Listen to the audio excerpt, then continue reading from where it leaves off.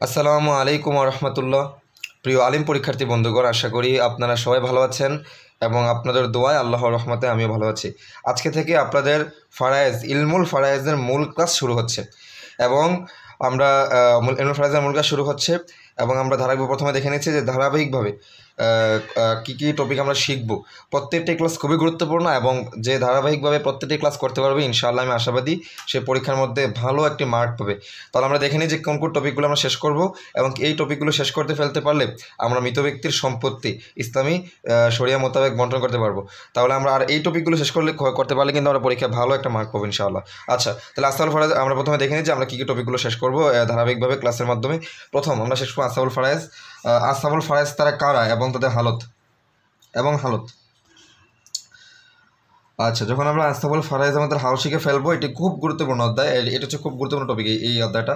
দ্বিতীয় নম্বর আমরা শেষ করবো আসাবা কারা, আসাবা কাদেরকে বলা হয় এবং তারা কিভাবে সম্পত্তি পাবে। 3 নম্বর আমরা শেষ করব বঞ্চিত, একটি অধ্যায় আছে কে থাকলে কে বঞ্চিত হয়ে যাবে, সেই অধ্যায়টা শেষ করব। 4 নম্বর আমরা শেষ করব আউল যখন শেষ করব তারপরে আমরা শেষ করব রদের মাসালা আমরা শেষ করবো। 6 নম্বর আমরা শেষ করবো তাসহি শেষ করব এবং ফাইনালি আমরা তারপর আমরা শেষ করবো যে মুনাসাখার পদ্ধতি।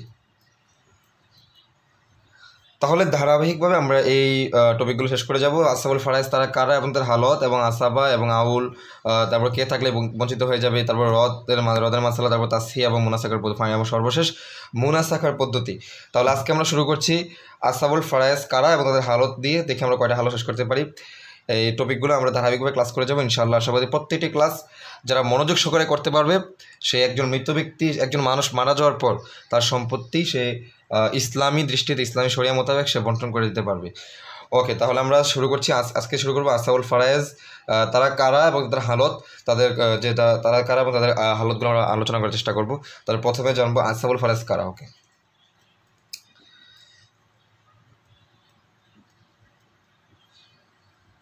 আসহাবুল ফারায়েজ।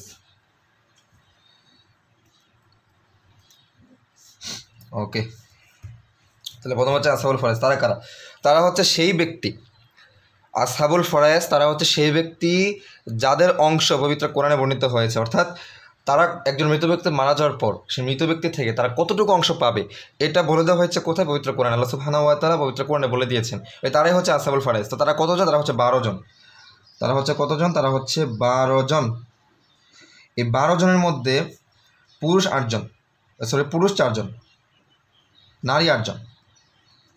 তাহলে 12 জন, তাদের মধ্যে 4 জন হচ্ছে পুরুষ, 8 জন হচ্ছে নারী। 4 জন হচ্ছে পুরুষ আর 8 জন কি নারী। ওকে, তাহলে আসহাবুল ফারায়েজ কারা? যাদের অংশ পবিত্র কোরআনে বর্ণিত হয়েছে। তারা কতজন? 12 জন। তাদের মধ্যে কতজন পুরুষ? 4 জন পুরুষ। নারী কতজন? 8 জন। ওকে, তাহলে এই যে মোট 12 জন টোটাল, তারা কে কে? তারা তারা কারা একটু দেখে নিই। 1 নম্বর হচ্ছে পিতা, 2 নম্বর দাদা, 3 নম্বর হচ্ছে নাতনি কন্যা,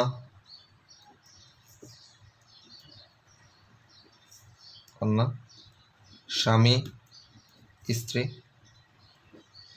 তারপর স্বামী স্ত্রী গেল, তারপরে যে বোন। 8 নম্বর হচ্ছে মা। 9 নম্বর হচ্ছে দাদি অথবা নানি। তারপর হচ্ছে 10 নম্বর বৈমাত্রীয় বোন।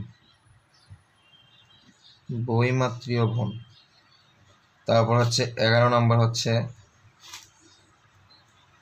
বৈপিত্রীয় বোন এবং 12 নম্বর হচ্ছে বৈপিত্রীয়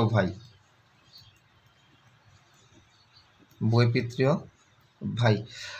আচ্ছা, তাহলে কারা কারা? 1 নম্বর হচ্ছে প্রথম হচ্ছে পিতা, আসহাবুল ফারায়েজ যাদের অংশ পবিত্র কোরআনে বর্ণিত হয়েছে। তারা কতজন? তারা 12 জন। তাদের মধ্যে কয়জন পুরুষ? 4 জন পুরুষ। নারী কতজন? 8 জন। তারা কারা? তারা হচ্ছে পিতা, দাদা, নাতনি, কন্যা, স্বামী স্ত্রী, বোন, মা, দাদি, নানি, বৈমাত্রীয় বোন, বৈপিত্রীয় ভাই। এখন বৈমাত্রীয় বোন, তারপর হচ্ছে বৈপিত্রীয় বোন এবং বৈপিত্রীয় ভাই, এই তিনটা জিনিস নিয়ে আপনাদের একটু ঝামেলা হতে পারে যে বৈমাত্রীয় বোন আবার কে, বৈপিত্রীয় বোনকে এবং বৈপিত্রীয় ভাইকে। তো এই বিষয়গুলো আমরা আমাদের সামনে আলোচনা হবে, আমরা ব্যাখ্যা সহকারে বুঝিয়ে দিব, আমরা উদাহরণ সহকারে বলবো। যখন আমরা উদাহরণ দেখাবো তখন আপনারা বুঝতে পারবেন যে বৈমাত্রীয় বোন কাকে বলা হয় এবং সে কে, এবং বৈপিত্রীয় বোনকে এবং বৈমাত্রীয় বোনকে। ওকে, তাহলে আমরা এই চারজন ব্যক্তি জেনে গেলাম যারা হচ্ছে আসহাবুল ফারায়েজ, যাদের অংশ পবিত্র কোরআনে বর্ণিত করে দেওয়া হয়েছে। এখন আমরা শুরু করবো পিতার হালত দিয়ে, তারপর দাদার হালত, নাতি, কন্যা, এবং আমরা ধারাবাহিকভাবে হালতগুলো শিখে ফেলতে হবে এবং আমরা শিখবো। ওকে, তাহলে প্রথম পিতার হালত দেখে নিচ্ছি। প্রথমে দেখবো আমরা পিতার হালত। পিতার হালত দেখার পূর্বে আমি আগেই বলে নেই যে যারা এখনও নোট খাতা নেন নাই তাদেরকে একটা অনুরোধ করবো যে আপনারা নোট খাতা রাখুন। একটি যে রোলটা গুরুত্বপূর্ণ মনে হবে আপনারা সেটার জন্য নোট খাতার মধ্যে টুক দিয়ে রাখতে পারেন, অর্থাৎ টুকে রাখতে পারেন, এর জন্য একটা নোট খাতা রাখেন। ওকে, তাহলে কারণ সবগুলো রোল আপনার ইনস্ট্যান্ট মনে থাকবে না, একটা নোট খাতা রাখতে হবে যাতে করে যে কোনো সময় যদি আপনি ভুলে যান যেন আপনি ওই নোট খাতাটা দেখে যেন আপনি পুনরায় আবার আপনার স্মরণ নিয়ে আসতে পারেন। তাহলে প্রথমে আমরা পিতার হালত জানবো। পিতার হালত তিনটি। আচ্ছা, প্রথমে বুঝে নিই পিতার হালত। আচ্ছা, হালত মানে হচ্ছে অবস্থা, আর পিতা মানে তো পিতা আমরা সবাই চিনি এবং বুঝি। আচ্ছা, পিতার হালত, পিতার অবস্থা। পিতার অবস্থা মানে কি? পিতার অবস্থা মানে কি এই পিতার শারীরিক অবস্থা, পিতার মানসিক অবস্থা, পিতার আর্থিক অবস্থা, আমার বাপের অনেক টাকা, না, এই ধরনের কোনো কিছু নয়। পিতার হালত বলতে বোঝাচ্ছে পিতার অবস্থান। পিতার অবস্থান জিনিসটিকে আমরা এখন বুঝতে পারবো। এক নম্বর আমরা দেখি পিতার হালতের এক নম্বর প্রথমটি কি, যদি মৃত ব্যক্তির ছেলে, যদি মৃত ব্যক্তি একজন ব্যক্তি মারা গেল এবং তার ছেলে আছে এবং তার নাতি আছে, ছেলে আছে না হয় নাতি আছে, দুজনের একজন আছে, যদি দুজন থাকলেও পারে বা দুজনের একজন যদি থাকে তাহলে মৃত ব্যক্তির সম্পত্তি থেকে পিতা পাবে 6/1 পিতা পাবে 6/1। দৃষ্টি কি, যদি একজন ব্যক্তি মারা গেল, তার ছেলে এবং নাতি রেখে অথবা ছেলে রেখে অথবা শুধু নাতি রেখে সে ব্যক্তিটা মারা গেল এবং সেই ব্যক্তির পিতাও আছে, ছেলেও আছে, অথবা নাতি আছে, পিতা আছে, এমত অবস্থায় পিতা কত পাবে? বলে পিতা পাবে 6/1। তাহলে আমরা উদাহরণসহ দেখি। ধরেন সাদিয়া আফরিন মারা গেল। সাদিয়া আফরিন সে ওই যে ভারতের সেই মেয়েটার মতো ইসলামের পক্ষে জিহাদ করতে গিয়ে সে শহীদ হলো। সাদিয়া আফরিন সে মারা গেল। সাদিয়া আফরিন আমরা লিখি এখানে, সাদিয়া আফরিন সে মারা গেল। তাহলে সাদিয়া আফরিন মারা গেল, তো সে শহীদ হলো, যার কারণে তার পিতাও জীবিত আছে এবং তার ছেলে আছে। তাহলে তার সাদিয়া আফরিন মারা গেল, তার কে আছে? ছেলে আছে, তার ছেলে আছে এবং পিতা আছে। তাহলে এখন বলা হচ্ছে সাদিয়া আফরিন মারা গেছে, এখন তার সম্পত্তি তো সে নিয়ে যেতে পারবে না, সে ইসলামের পক্ষে শহীদ হয়েছে, তার প্রতিদান আল্লাহ সুবহানাহু ওয়া তাআলা তাকে দিবেন, কিন্তু দুনিয়াবি যে সম্পত্তি সেটা থেকে যাবে, তার উত্তরাধিকার যারা আছে তারা পাবে। এখন সাদিয়া আফরিন সে মারা গেল কাকে রেখে? তার ছেলেকে রেখে। ছেলের নাম হচ্ছে আবুল হাসান। আর পিতার নাম কি দেওয়া যায়? পিতার নাম দেওয়া যায় ধরেন নাহিদ। ওকে, তাহলে সে তার ছেলে এবং পিতা রেখে মারা গেল। তো এখন বলা হচ্ছে তার সম্পত্তি, সাদিয়া আফরিনের যে সম্পত্তি আছে সম্পত্তি বন্টন করো। তার আমরা রোল পড়লাম, একজন মৃত ব্যক্তিকে যখন একজন ব্যক্তি মারা যাবে, তাহলে সাদিয়া আফরিন মারা গেল কী অবস্থায়? ছেলে রেখে গেল এবং ছেলে অথবা নাতি রেখে সে মারা গেল। তাহলে আমরা তাহলে ছেলে আছে এবং পিতা আছে। তো আমরা রোল পড়ছিলাম, যদি মৃত ব্যক্তির ছেলে অথবা নাতি থাকে, ছেলে অথবা নাতি থাকে, তাহলে পিতা হবে 6/1। তাহলে সাদিয়া আফরিন মারা গেছে, ছেলে আছে, তাহলে পিতা কত হবে? 6/1 পাবে। তাহলে মাসালা হবে 6 দ্বারা। তাহলে মাসালা হবে কত দ্বারা? 6 দ্বারা মাসালা হবে। তাহলে 6/1 পাবে কত? তাহলে 1 পাবে কে? পিতা। ওকে, তাহলে সাদিয়া আফরিনের যে সম্পত্তি আছে সেই সম্পত্তিটাকে 6 ভাগ করতে হবে। 6 ভাগ করে ওই 6/1 দিতে হবে পিতাকে। এখন ছেলে কতটুকু পাবে? এই ছেলে কতটুকু পাবে অর্থাৎ পিতা। এখানে আমরা পিতার হালত আলোচনা করছি, তাই ছেলে নিয়ে কোনো কথা বলতেছি না। আমরা যখন আস্তাবা পড়াবো বা সামনে যখন আমরা ধারাবাহিকভাবে যাবো তখন আমরা ছেলে কত পাবে, তারপর অন্যান্য যারা আছে চাচা তারা পাবে কিনা বিস্তারিত আলোচনা হবে ইনশাআল্লাহ। ওকে, তাহলে 1 নম্বর বলে আমরা বুঝতে পারলাম, যদি মৃত ব্যক্তির ছেলে অথবা নাতি থাকে তাহলে পিতা হবে 6/1। 2 নম্বর রুল কি? 2 নম্বর রুল হচ্ছে, যদি মৃত ব্যক্তির ছেলে সবসময় থাকবে এরকম না। এখন মৃত ব্যক্তির কি আছে? মৃত ব্যক্তির কন্যা আছে অথবা নাতনি আছে। যদি মৃত ব্যক্তির কন্যা অথবা নাতনি থাকে তাহলে পিতা কত পাবে? তাহলে পিতা পাবে 6/1 পাবে, তবে আসাবা হিসেবে আবার পাবে। আসাবা হিসেবে পাবে। আচ্ছা আচ্ছা, এর একটু বুঝতে হবে। তাহলে আমরা কি বললাম, যে যদি মৃত ব্যক্তির কন্যা নাতনি থাকে, কন্যা অথবা নাতনি থাকে, তাহলে পিতা পাবে 6/1 শুধু 6/1 নয়, আসাবা হিসেবে পাবে। পূর্বটা ছিল যদি মৃত ব্যক্তির ছেলে নাতনি থাকে, ছেলে অথবা নাতনি থাকে, তাহলে পিতা শুধু 6/1 পাবে। কিন্তু এখানে হচ্ছে কন্যা থাকবে এবং নাতনি, কন্যা বা নাতনি দুজন একজন থাকবে। যদি এরকম অবস্থা হয়, তাহলে পিতা 6/1 পাবে, সাথে আসাবা হিসেবে পাবে। বিষয়টা কেমন, ধরেন যে এখানে কি সাদিয়া আফরিন, এই যে সাদিয়া আফরিন মারা গেছে, আমরা আবার দুই উদাহরণটা টানি। তাহলে সাদিয়া আফরিন মারা গেল, সাদিয়া আফরিন মারা গেল, সে কাকে রাখলো, ওই সময় ছিল ছেলে, এখন ছেলে নেই বলে সে মারা গেল, তার মেয়েকে রেখে এবং মেয়েকে রাখলো, মেয়েকে এবং তার পিতা, মেয়ে এবং পিতা। ওকে, তাহলে মেয়ে আছে এবং পিতা আছে। রুল বলছে যদি মৃত ব্যক্তির কন্যা অথবা নাতনি থাকে, তাহলে পিতা পাবে 6/1 এবং আসাবি হিসেবে পাবে। তাহলে মেয়ে আছে এবং পিতা আছে, তাহলে পিতা এখানে কত হবে, 6/1 পাবে রুল অনুযায়ী। তাহলে আমার মাসালা হবে কত দ্বারা, 6 দ্বারা। তাহলে মাসালা 6 দ্বারা হলো, 6/1 দিয়ে দেওয়া হলো পিতাকে, তাহলে 6/1 পিতা পেলো এবং বলছে আসাবি হিসেবে পাবে। এখন এই আসাবি জিনিসটা বুঝতে হলে আমাদেরকে এই জিনিস, অর্থাৎ আসাবি জিনিসটিকে আমি সহজে একটু বুঝিয়ে নিই। এখন এই যে মেয়ে, এই যে মেয়ের হালতও কিন্তু ওরা পড়বো, অর্থাৎ মেয়ে কত ভাগ পাবে, মেয়ের হালতও কিন্তু আমাদের আলোচনা হবে। এই যে মেয়ে, এই যে কন্যা কোথায়, এই যে কন্যা হালত নিয়ে কিন্তু আমরা আলোচনা করবো যে কন্যা কত ভাগ পাবে। এখন আমরা আলোচনা করছি না, তাই আমি শুধু আপনাদেরকে আসাবা জিনিসটা বোঝানোর জন্য শুধু বলছি যে কন্যা যদি একজন হয়, তাহলে হচ্ছে সে পায় 2/1 2/1 পায়। এখন কন্যা যদি একজন হয়, সে 2/1 পায়। এখন পিতা পায় 6/1, কন্যা পায় 2/1। ঠিক আছে, তাহলে আসাবা জিনিসটি কী হবে, কন্যা যে 2/1 পাবে, কন্যাকে তার অংশ দিয়ে দেওয়ার পর বাকি যে অংশটা থাকবে, সেই সম্পূর্ণ অংশটা পিতাকে দিয়ে দেয়, সেটাই হচ্ছে আসাবা। আমি একটু ক্লিয়ার করি আসাবা জিনিসটা। এখন দেখেন, এতক্ষণ আলোচনা করেছি শুধু পিতা একজনের হালত দিয়েছে এবং ছেলে নিয়ে কোনো আলোচনা করে নিই। এখন কন্যার কিন্তু হালত আছে, এবং কন্যা যদি একজন হয়, তাহলে সে পাবে কত, সে 2/1 পাবে। এখন কন্যা পাবে 2/1, আপনি খেয়াল করুন, কন্যা পাবে 2/1, পিতা পাবে 6/1। এমন তো অবস্থা আমাদের কী করতে হবে, এখানে কন্যাও পায় পিতাও পায়। এখন আমরা কি মাসালাকে 2 দ্বারা করবো নাকি মাসালা 6 দ্বারা করবো? আমরা এককভাবে 6 দ্বারা করবো না, যদি দুইজনের হালত বর্ণিত হয় সেক্ষেত্রে আমরা 6 দ্বারাও মাসালা করবো না, আমরা 2 দ্বারা মাসালা করবো না। তো আমাদের কী করতে হবে, আমাদের লসাগু করতে হবে। এবার সোজাকে টান দিয়ে আমরা লিখবো 6 এবং 2। তাহলে কী করবো, এখানে আমরা দেখি 2 দিয়ে ভাগ দিই, 2 দিয়ে ভাগ দিলে যেটা হবে 3 দোকানে, এখানে এটা 6, তাহলে 3 দোকানে 6 এবং 2 একে 2। তাহলে যদি আমরা লসাগু করি, লসাগু করলে যেটা হয়, আবার যদি আমরা 3 দিয়ে দিই, তাহলে এখানে হবে 1, এখানে হবে 1, 3 দুগুণে 6, তাহলে 6 হচ্ছে। তাহলে লসাগু করার ফলে কত হচ্ছে, 6 হচ্ছে।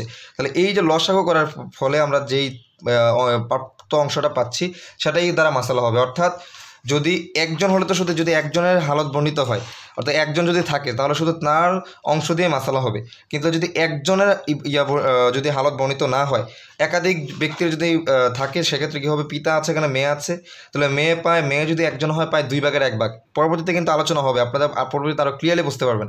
আজকে যদি অস্পষ্ট থেকেও যায়, পরবর্তী ক্লাসে আপনি আরও ক্লিয়ার হয়ে যাবেন। তাহলে পিতা আছে এবং মেয়ে আছে, তাহলে পিতা পায় 6/1, কন্যা পায় 2/1। তো আমরা কি 2 দিয়ে মাসালা করবো, বলেন না। আমরা কি 6 দিয়ে মাসালা করবো, বলেন না। তাহলে মাসালা করতে হবে কীভাবে, যদি 2 জন থাকে অথবা 3 জন থাকে, তারা যে কত ভাগের কত আমরা দেখে নেব। তাহলে একজন পাচ্ছে, কন্যা এখানে পাচ্ছে 2/1, পিতা পাচ্ছে 6/1। তাহলে এই নিচের যে অংশটা, যে নিচের অর্থাৎ বড় যে লেখাটা থাকে ভগ্নাংশের, এটা আমরা নিয়ে আসবো। নিচের যেটাকে বলা হয় হর, এই হর আমরা নিয়ে আসবো। এই হর নিয়ে আসার পর আমরা লসাগু করবো। লসাগু করার পর রসাগুর যে ফলাফল আসবে, সেই ফলাফল দ্বারা মাসালা হবে। তাহলে এখানে লসাগু করার পরে এখানে আমরা লিখলাম পিতার 6, কন্যার 2, লেখার পর আমরা লসাগু করলাম, তো 2 দিয়ে ভাগ দিলাম, 3 হলো এবং 2 একে 2 এবং 3 দিয়ে দিলাম, তাহলে 1 1। তাহলে 3 দোকানে কত, 6, মাসালা 6 দ্বারা হবে। পিতা পেলো 6/1, তাহলে পিতা পেলো কত, পিতা পেলো আপনার 6/1, তাহলে পিতাকে 6/1 দিলাম। এবার কন্যা পাবে কত, কন্যা পাবে 2/1। তাহলে কন্যা যদি 2/1 পায়, তাহলে 6-এর 2/1 কত, 3, 6-এর 2/1 কত, 3, 3 দোকানে 6, তাহলে পিতা পেলো 1, কন্যা পেলো 2, তাহলে 3 আর 1 কত, 4, আর বাকি থাকে কত, 2 থাকে। 6 থেকে 4 গেলে কত থাকে, 2। ওই যে বাকি 2 অংশ থাকবে, অবশিষ্ট অংশ, সেই অবশিষ্ট অংশ পিতা পাবে আসাবা হিসাবে। তাহলে টোটাল কত হচ্ছে, 3। তাহলে এই হচ্ছে আসাবার ব্যাপারটি। এই হচ্ছে আসাবা। তাহলে পিতার দ্বিতীয় নম্বর হালত হচ্ছে যদি মৃত ব্যক্তির কন্যা নাতনি থাকে তাহলে পিতা পাবে 6/1 এবং আসাবা হিসেবে সে পাবে। ওকে, তাহলে পিতার আজকে আমরা পিতার হালতই শেষ করে দিব। সামনের যে ক্লাসগুলো হবে সেখানে আরও বিস্তারিত আলোচনা হবে। আরেকটি হালত আছে পিতার, আমরা সেটি দেখে শেষ করে দিব। তাহলে আমরা পিতার হালত দেখলাম। পিতার প্রথম হালতটি আমরা যদি দেখি, পিতার প্রথম হালতটি সুন্দরভাবে একটু দেখাই, এখানে তো একটু লম্বা। পিতার হালতটা আমরা দেখাচ্ছি। ওকে, দেখাচ্ছি, আপনার দেখানোর চেষ্টা করছি যে মৃত ব্যক্তির, ওকে, মৃত ব্যক্তির আবার পরে দেখতে পারেন ক্লিয়ারলি, মৃত ব্যক্তির ছেলে অথবা ছেলের ছেলে যদি থাকে, ছেলের ছেলে হচ্ছে নাতি, মৃত ব্যক্তির ছেলে অথবা নাতি থাকলে পিতা 6/1 পাবে। ইত্যাদি দ্বারা কী বোঝানো হয়েছে, ইত্যাদি দ্বারা এটা পরে আলোচনা হবে। মৃত ব্যক্তির মেয়ে অথবা এই যে নাতনি বলছিলাম, সে নাতনি না কিন্তু মেয়ের মেয়ে নয়, সেটা হবে ছেলের মেয়ে। এই জিনিসটা বোঝানোর বুঝতে হবে আপনাদেরকে। তাহলে মৃত ব্যক্তির মেয়ে অথবা নাতনি, যেটা হবে ছেলের মেয়ে নাতনি, সেই নাতনি থাকলে, মেয়ে থাকলে, নাতনি থাকলে পিতা পাবে 6/1 পাবে এবং আসাবা হিসেবে পাবে, যেটা আমরা দেখলাম। আরেকটা হচ্ছে লাস্ট, মৃত ব্যক্তির ছেলে মেয়ে নাতি নাতনি না থাকলে আসাবা হিসেবে পাবে। ব্যাপারটি কেমন, ব্যাপারটি দেখে নিই। ওকে, তাহলে বলা হচ্ছে যে 3 নম্বর হলো যেটা বলা হচ্ছে যে যদি মৃত ব্যক্তির ছেলে মেয়ে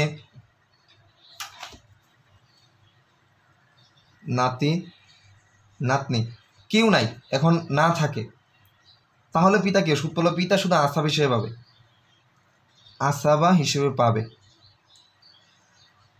সেটা কেমন, সেটা হচ্ছে যেমন একজন মৃত ব্যক্তি মারা গেল, একজন মৃত ব্যক্তি সে মারা গেল,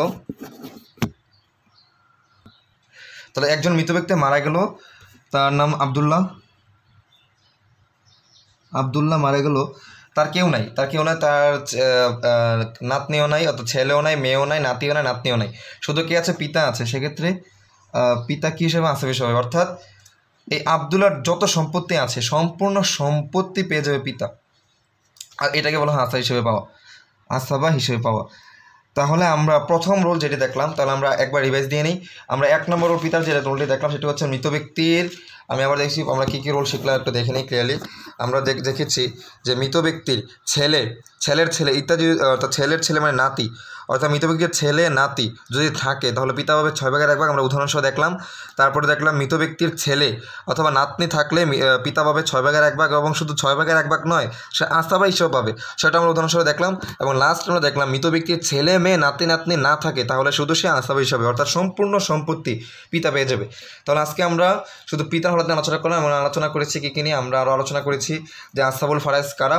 আসাবুল ফারায়েজ হচ্ছে মোট 12 জন, সেই 12 জনের মধ্যে হচ্ছে 4 জন হচ্ছে কি আসাবুল ফারায়েজ, সেটা হচ্ছে কতজন মোট আসাবুল ফারায়েজ, তারা হচ্ছে আসাবুল ফারায়েজ মোট 12 জন, তার মধ্যে 4 জন হচ্ছে পুরুষ, 8 জন নারী। এবং তারা কারা কারা আমরা দেখলাম যে পিতা, দাদা, নাতনি, কন্যা, স্বামী, স্ত্রী, তারপর হচ্ছে বোন, মা, দাদি, নানি, বৈমাত্রীয় বোন, পবিত্রীয় বোন, তারপর হচ্ছে বৈপিত্রীয় ভাই। তাহলে আমরা আজকে এই 12 জনের মধ্যে পিতার একজনের হালত আজকে আলোচনা করলাম। সামনের ক্লাসে ইনশাআল্লাহ আশা করি আরও বেশি আলোচনা করতে পারবো। আপনাদের ক্লাস দীর্ঘ হয়ে যাচ্ছে বলে আজকে আর আলোচনা করছি না, আমি দ্রুত কথা বলার চেষ্টা করেছি।